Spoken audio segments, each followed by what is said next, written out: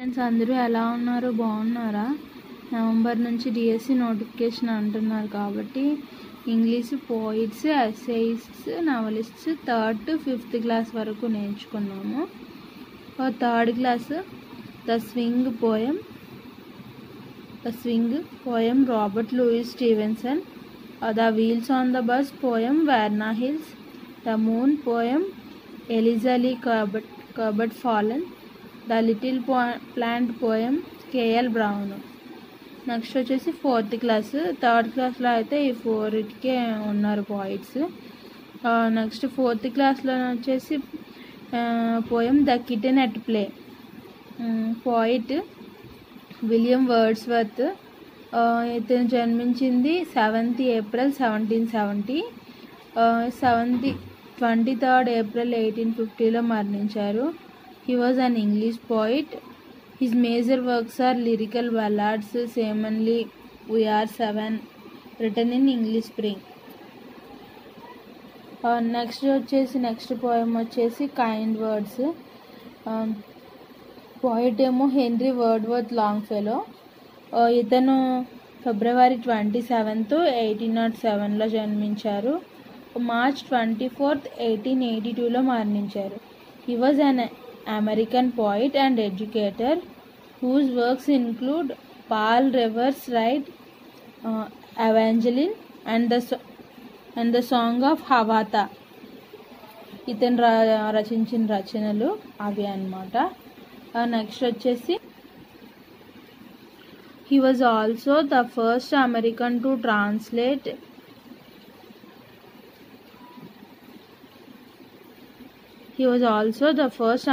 to translate Dante Alighieri's Divine Comedy, and he was one of the fireside poets from New England. Dante Alighieri's divine కామెడీని అనువదించిన మొట్టమొదటి American ఈ పోయిటే. మళ్ళీ ఏముంచి new England నుంచి వచ్చిన అన్నమాట ఫైర్ సైడ్ కవుల్లో ఒక అతను అన్నమాట. తర్వాత వచ్చేసి next poem the rain. Poet ఏమో Thiruvalluvar, commonly known as Valluvar, was celebrated Tamil poet and philosopher. Tamil poet, ఒక philosopher. He is best known as the author of Thirukkural, a collection of couplets on ethics, political and economical matters and love. ఈ తిరువల్లువర్ ఏముంచి ఒక రచయితగా ప్రసిద్ధి చెందారు. మళ్ళీ couplets on ethics అంటే తిరుక్కురల్ రచయితగా ప్రసిద్ధి చెందారు. కప్లెట్స్ ఆన్ ఎథిక్స్ అంటే నీతి, పొలిటికల్ అంటే రాజకీయ, అండ్ ఎకనామికల్ అంటే ఆర్థికపరమైన మ్యాటర్స్, మరియు లవ్ అంటే ప్రేమ వంటి కప్లెట్స్ అంటే ద్విపదలు అన్నమాట. వాటన్నిటిలో కూడా ఆయన ప్రసిద్ధి చెందారు.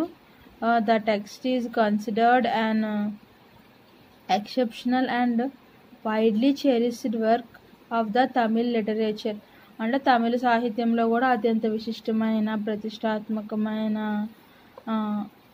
గొప్పదిగా అన్నమాట చెప్తారన్నమాట. ద నెక్స్ట్ పోయం వచ్చేసి ద రెయిన్బో. పోయిట్ ఏమో క్రిస్టియానా రోసెట్టి. ఈమెమో 5th December 1830లో జన్మించారు. 29th December 1894లో మరణించారు. She was an English poet who wrote a variety of romantic, devotional and children's poems. She is famous for the poems Goblin Market, Remember. The present poem The Rainbow is one of her popular poems written for the children to admire and enjoy the natural beauties. అంటే చిల్డ్రన్స్కి సంబంధించిన అన్నమాట poems అవి రాశారు, అవి నేచురల్గా ఉండేటట్టు. తర్వాత 5th class poem written in March. ఈ పోయిట్ వచ్చేసి విలియం వర్డ్స్వర్త్. జన్మించింది 7th April 1770లో కోకర్మౌత్, యునైటెడ్ కింగ్డమ్లోని. 23rd April 1850లో Rydal Mount garden Rydal the United కింగ్డమ్లో చనిపోయారు. ఎడ్యుకేషన్ వచ్చేసి Hawkshead grammar school, university of Cambridge, Saint John's college కేంబ్రిడ్జ్లోని ఎడ్యుకేషన్ జరిగింది. తర్వాత he was an English poet who with Samuel Taylor Coleridge helped to launch the romantic age in English literature with their joint publication Lyrical Ballads 1798. అంటే English poet అయిన Samuel tailor కోలరిడ్జ్ help తీసుకొని, అంటే దేంట్లో help తీసుకున్నారు, ఈ book ఉంది కదా lyrical ballads బుక్ని పబ్లిష్ చేయడంలోనమాట ఆయన హెల్ప్ తీసుకున్నారు. తర్వాత వచ్చేసి అంటే కంబైన్డ్గా అన్నమాట చేశారు ఇది. తర్వాత వచ్చేసి నెక్స్ట్ లెసన్ వచ్చేసి Kalam with children. Name Abdul Pakir Jainulabdeen Abdul Kalam. 15th October 1931 Rameswaram తమిళనాడులో ఏమో జన్మించారు. ఈయన ఎడ్యుకేషన్ వచ్చేసి ఫిజిక్స్ అండ్ ఏరోస్పేస్ ఇంజనీరింగ్లో ఎడ్యుకేషన్ జరిగింది. తర్వాత his works aerospace scientist, 11th president of India, 11వ రాష్ట్రపతిగా పనిచేశారు. తర్వాత వచ్చేసి 27th July 2015 షిల్లాంగ్లోని మేఘాలయలోని షిల్లాంగ్లో మరణించారు. Awards received. అవార్డ్స్ వచ్చేసి పద్మభూషణ్ 1981లో వచ్చింది, పద్మ విభూషణ్ 1990లో, భారతరత్న 1997,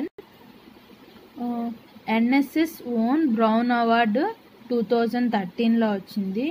తర్వాత హూవర్ మెడల్ 2009లో వచ్చింది. హూవర్ మెడల్ అంటే అమెరికన్ ఇంజనీరింగ్ ప్రైజ్ అన్నమాట. అంటే గొప్ప ఇంజనీరింగ్ దాంట్లో అన్నమాట గొప్ప పనులు చేసిన వాళ్ళకి అది ఇస్తారనమాట. హూవర్ మెడల్ 2009 అనమాట. తర్వాత వచ్చేసి next poem paper boats. Poet వచ్చేసి Rabindranath Tagore. He was a Bengal poet, short story writer, song composer, play writer, essayist and painter. He was born on 7th May 1861 Kolkata, India. అంటే అప్పుడు జన్మించారు, 7th May 1861 కోల్కతాలో జన్మించారు. తర్వాత 7th August 1941 కోల్కతాలో అప్పుడు మరణించారు. He is generally regarded as the outstanding creative artist of early 20th century India. In 1913 he became the first non-European to receive the Nobel Prize for Literature. అంటే ఈ 20th centuryలోనే చాలా అంటే out standing creative artist of early 20th century India అని అంటే 20th centuryలోనే చాలా గొప్ప సృజనాత్మకత ఉన్న ఆర్టిస్ట్ అనమాట. In 1913 he became the first non-European to receive the Nobel Prize. Nobel prize తీసుకున్న వాళ్ళలో అన్నమాట నాన్ యూరోపియన్ అంటే యూరోపియన్ కాని వ్యక్తుల్లోని ఈయన తీసుకున్నారు నోబెల్ ప్రైజ్ని. తర్వాత నెక్స్ట్ పోయం వచ్చేసి Vemana poems. Poet CP Brown. Vemana Shatakam was one among them. ఇందులో వేమన శతకం ఒకటి. The first edition of Vemana's poems translated by CP Brown was published in 1829 with 693 verses. అంటే వేమన రాసిన పద్యాలను అనమాట ఈయన ట్రాన్స్లేట్ చేశారు. ఈయన ట్రాన్స్లేట్ చేసి వాటిని 1829లో పబ్లిష్ చేశారు. ఎన్ని 693 versesలోని. తర్వాత the second edition was brought at 1839 with 1164 poems. అంటే మళ్ళీ ఒక 10 yearsలోనే ఇంకా సెకండ్ ఎడిషన్ అనమాట రాశారు. దీంట్లో ఏమో 1164 పోయమ్స్ ఉంటాయి. తర్వాత Charles Philip Brown was born in Calcutta on 10th November 1798. Charles Philip Brown was born in ఆయన కలకత్తాలో జన్మించారు. ఎప్పుడు 10th November 1798లో. He was brought up with a health respect for all languages.